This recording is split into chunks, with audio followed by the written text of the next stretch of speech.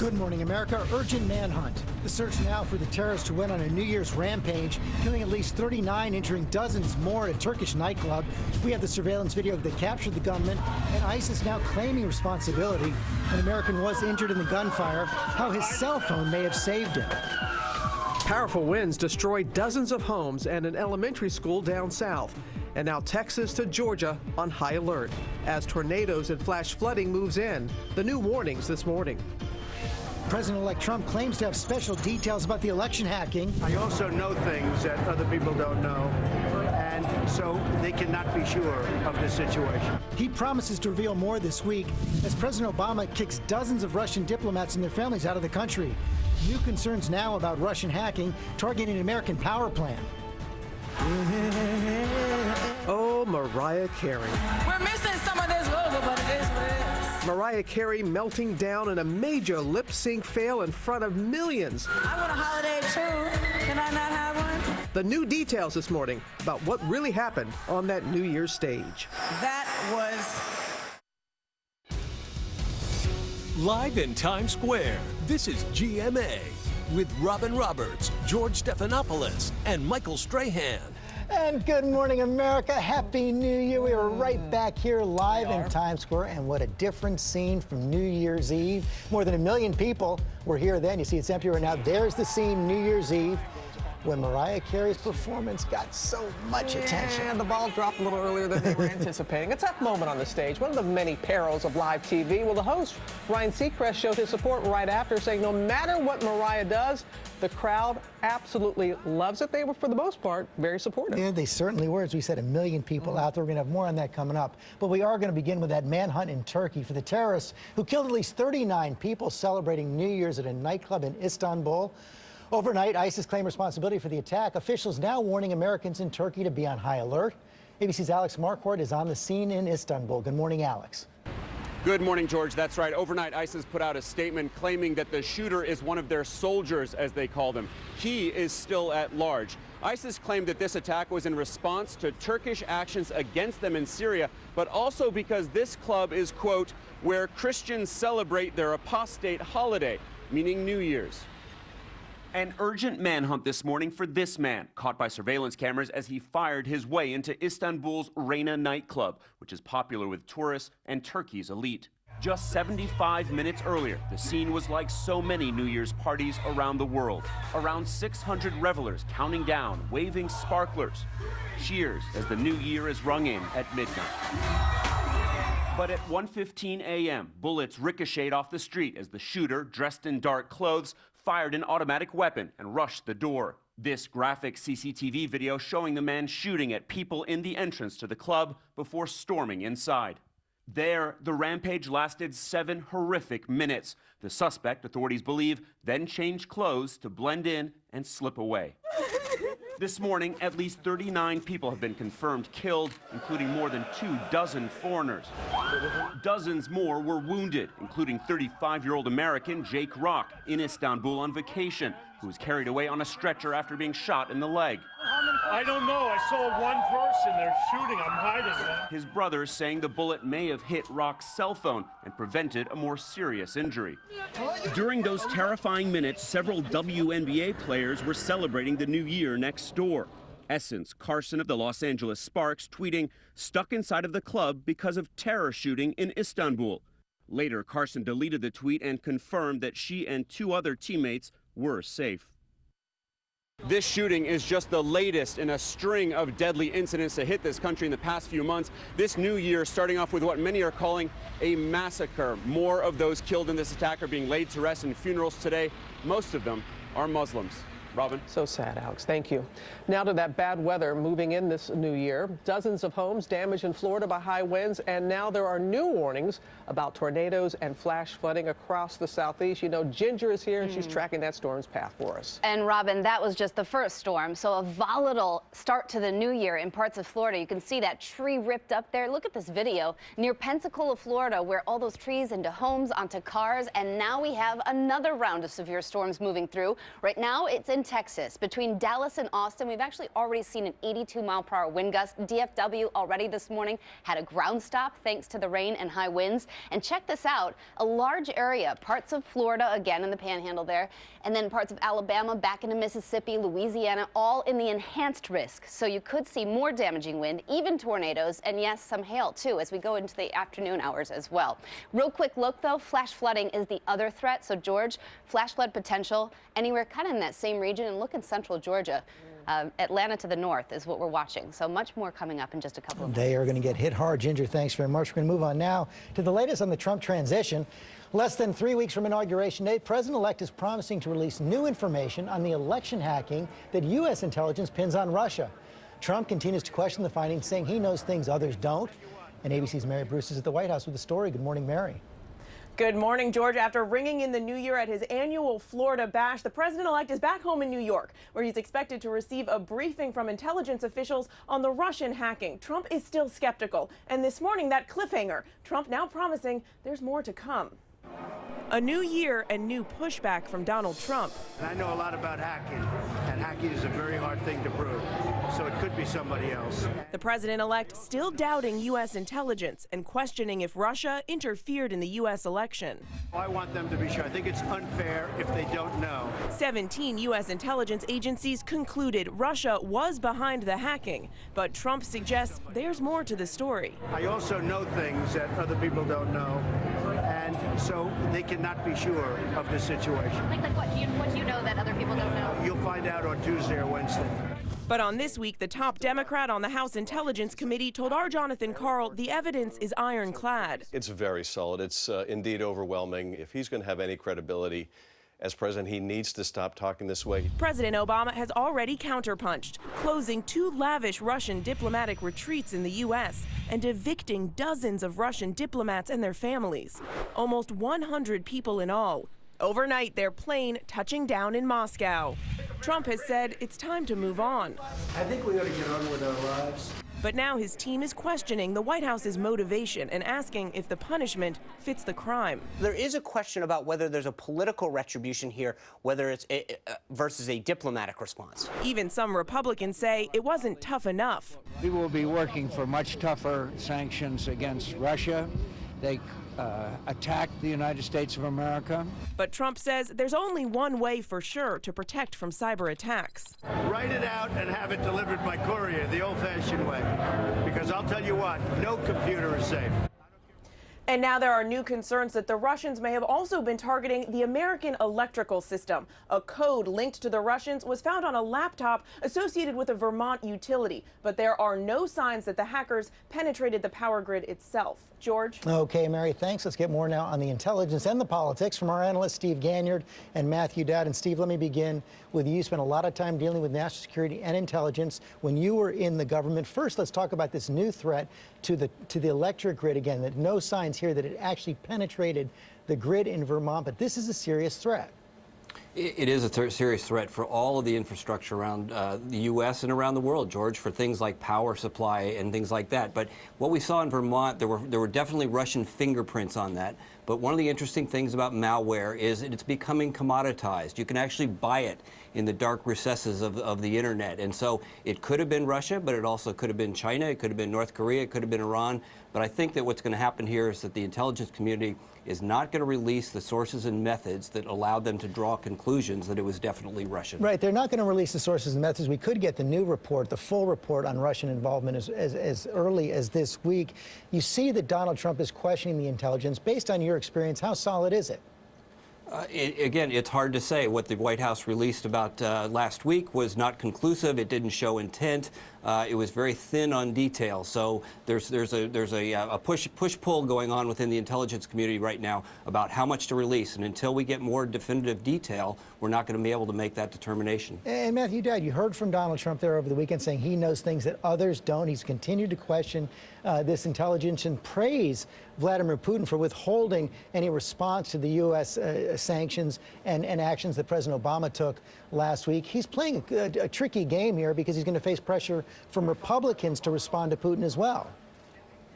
Well, yeah, Donald Trump sounds a little bit like that Saturday Night Live character John Lovitz played Tommy Flanagan, where he says something and then he said, yeah, that's the ticket. He just makes up stuff and then he doesn't, and then later on doesn't prove it. I think the fascinating thing about this is for years, Republicans have said Barack Obama did not respond strong enough to Russia. Now, as of yesterday, the Republican response, or at least Donald Trump's response, I should say, and his spokesman first, is that he responded too overwhelmingly, which is an amazing situation after Russia, it looks like, committed an act of cyber war and undermined one of the most fundamental principles of our country, which is our democratic elections. So the question will be, does he change his tune after getting the intelligence briefing later this week?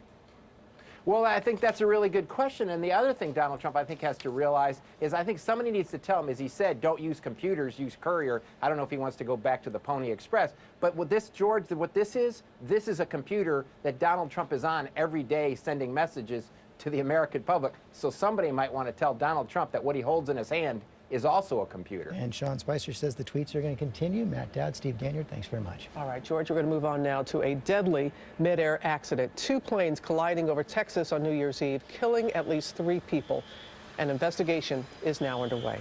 ABC's Ryan Smith is here with details. Good morning, Ryan. Good morning, Robin. Overnight, the NTSB investigating this harrowing crash. So violent, people forced to take cover as debris fell from the sky. A terrifying mid-air crash. Cell phone video capturing flames and a dark plume of smoke as one plane crashed into a storage unit and a boat. I just don't know that there's any chance they could make it. The other into this busy shopping center parking lot. Yeah, it looked like they were doing acrobatic maneuvers. One of the wings had been clipped off. 2 of the 3 victims identified this morning. Gregory Barber, a retired Air Force lieutenant colonel, and his 18-year-old son, Tim. Moments after Barber took off and entered his first turn, a plane struck his tail. They were just banking around, making a turn, and one of the planes just slid into the other one. The scene so tough to watch, you can hear someone in this video telling a little girl to close her eyes. Charles Drexler saw the crash, capturing this video moments later. They hit so hard. You could tell that they were going really fast, and it was a big explosion.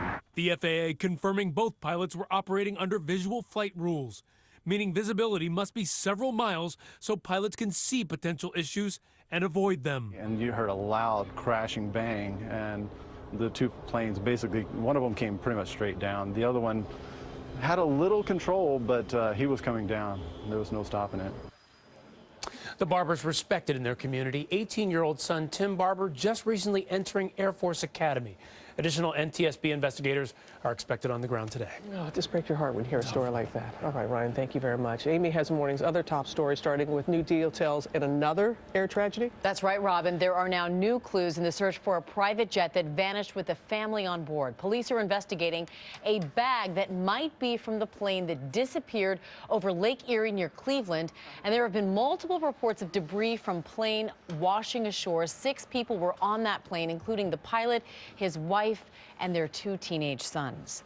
Well, breaking overnight, another deadly suicide blast in Iraq this morning. A bomber in a pickup truck packed with explosives targeted a market in Baghdad, killing at least 18 people. This follows 2 other attacks in the city that left nearly 40 dead. And suicide bombers may be to blame for 2 big explosions that rocked the Somalian capital this morning, going off near Mogadishu airport. One blast damaged a hotel frequented by foreigners, and the other hit a security checkpoint, killing at least 3 people. Well, Chicago has unveiled a new crime-fighting strategy after a record rise in violence. The city ended 2016 with nearly 800 homicides. That is the most in 20 years and more than New York and Los Angeles combined. LA police are looking for the man who changed the iconic Hollywood sign early New Year's morning to read, as you see there, Hollyweed. It was seen in surveillance video. The sign was quickly fixed, but not before everyone got pictures for Instagram. That's where I saw it this weekend. And finally, 3 families are celebrating a very special New Year's. They each have newborn twins, but here's the catch. They were each born in separate years. In San Diego, 2 girls were born 4 minutes apart on either side of midnight. In Salt Lake City, baby James came into the world on December 31st at 11:59. His baby brother Matthew 2 minutes later at 12:01. And then in Glendale, after 6 hours of labor, baby Shay arrived at 11:51. His brother baby Everett followed the next year at 1 past midnight. So the twins will share just about everything except for the year they were born in. But that's a bonus. They get separate birthdays. Very cool. I agree. Rare but cool. Good way to start the year. Now we're going to get into that New Year's Eve performance, getting so much buzz for what went wrong. There you see her, Mariah Carey. We're learning more about what happened when she took the stage here in Times Square. TJ Holmes here with all the details. Hey, TJ. George, good morning to you. This is one of those things you just couldn't turn away from, and it was for all of the wrong reasons. How is it that one of the most successful singers in history appeared to be unable or unwilling to sing? Well, Mariah Carey blames an equipment problem. The production team says, yeah, that was a problem. It was Mariah Carey. Just walk me down. Mariah's New Year's Eve disaster began just seconds into her 1991 hit, Emotions. I'll just get through the moment, okay?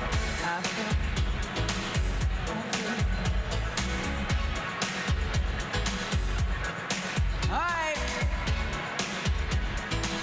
We didn't have a check for this song, so we'll just say it went to #1, and that's what it is. Okay.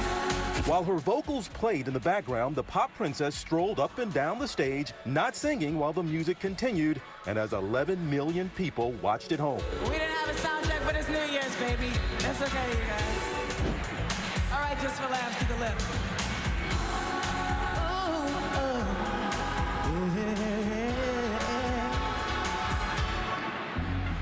I want a holiday too. Can I not have one? I'm trying to be a good sport here.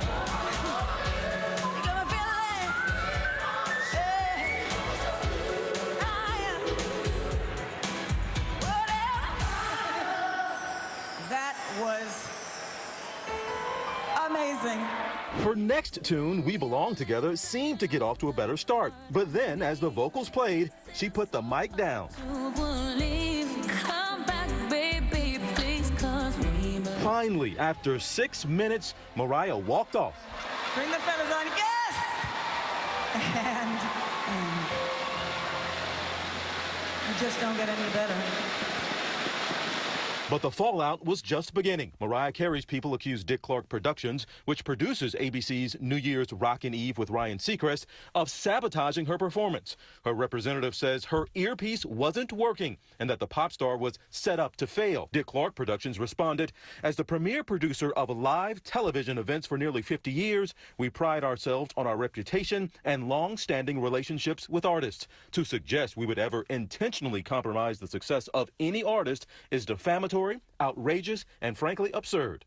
Mariah seemed to be taking it all in stride. She posted this of herself shrugging on Twitter with the caption, "Blank happens. Have a happy and healthy new year, everybody. Here's to making more headlines in 2017. Okay, we might never know whose fault it was for the technical issue, but to the audience, it doesn't understand. I was listening to you guys, and the audience can hear it, but without this, I'm blind. I wouldn't have been able to hear you. And this is what happens with a singer out there. She has these earpieces. If she can't hear her music, she doesn't know what pitch to be in. She doesn't know where she was blind if these didn't work. Even though the music is blasting or blaring, she can't hear it. She can hear the crowd. There's crowd noise and there's feedback with those huge speakers. She doesn't know where she is in the song. Kudos to her dancers, man. Those guys. They kept going. I'm telling you, they kept going. And she did make a lot of headlines. No such thing as bad publicity, right? Oh, yeah, she has a show, y'all know, coming up. It's not a reality show. Don't call it a reality Okay, show. She checked Ryan Seacrest. Man, you checked me real fast. Happy 2017, Robin. Just like last year. Some things never change. Let's go back to Ginger. Oh, goodness. Okay. A real quick look at the winter weather advisory just outside New York City. Careful if you're driving anywhere in the pink or purple. Let's get to those select cities, though, brought to you by Macy's. It's Macy's After Christmas Furniture Sale. Get the lowest prices of the season on furniture. Like this Radley 5-piece chaise sectional, now just $1,599. Get the Avondale Queen Bed, now only $489. Save on the Caleb Leather Sofa, only $799. Or the Bordeaux 7-piece dining set, just $989. Get special financing on a furniture purchase of $499 or more on your Macy's card. Plus, shop Macy's.com or call 1-800-BUY-MACY. And a very good morning, meteorologist Brian Vandergraff. As you get going this morning, a little damp out there, but if you head off to the west, it is a little bit drier. To the east, it'll have some more showers off and on. Even in the metro area, a few showers through the midday, but mid and upper 40s actually mild. Tomorrow, another round of rain after a little bit of a lull. We'll see some rain showers tomorrow morning. Some could be heavy at times through the morning, and then by tomorrow evening, it does start to clear on out. Wednesday, the mildest day of the week, and then much cooler. By late Thursday into Friday, maybe a little wintry mix into a much colder weekend. Up here on GMA, a new twist in that murder case involving